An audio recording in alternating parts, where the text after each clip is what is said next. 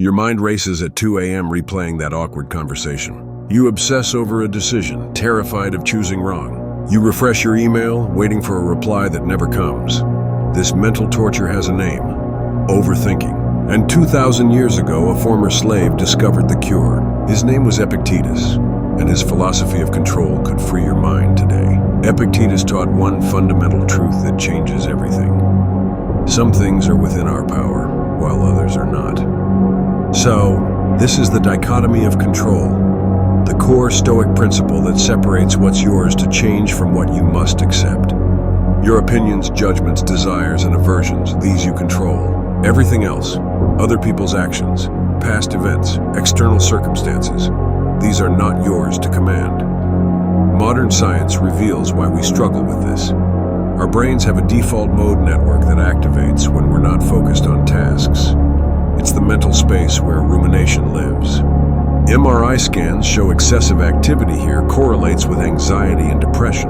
Essentially, when we obsess over things outside our control, we're fighting against our own biology. The Stoic solution: train your mind to recognize and release what you cannot change. Here's how to apply this today.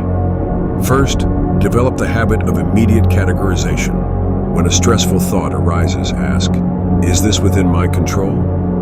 If yes, take action. If no, practice release. Second, keep a control journal. Each evening, write down 3 situations that troubled you and label them controllable or uncontrollable. This builds mental discipline. Third, create physical reminders. The ancient Stoics wore simple rings or bracelets. Today you might set phone reminders that ask, what can you actually control right now? Consider Marcus Aurelius ruling Rome during plague and war, writing in his journal, you have power over your mind, not outside events. Modern leaders use this same principle.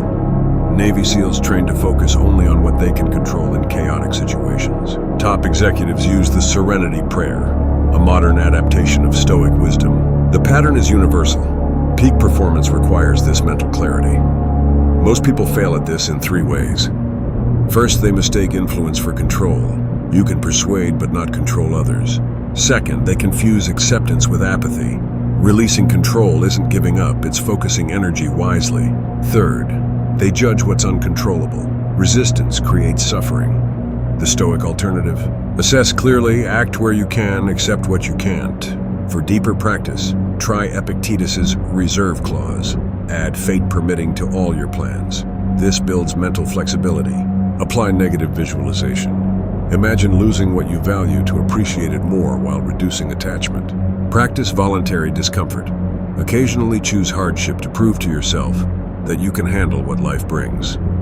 These exercises rewire your relationship with control. In our digital age, apply this to social media. You control your posts, but not reactions to them. For entrepreneurs, focus on your product's quality, not market reception. Students, concentrate on your preparation, not exam questions. Professionals, perfect your performance, not others' perceptions. The principle scales to every challenge. If this perspective helped you, like this video to support our channel. Subscribe for more practical philosophy. Next, we're covering how Seneca dealt with anger and frustration.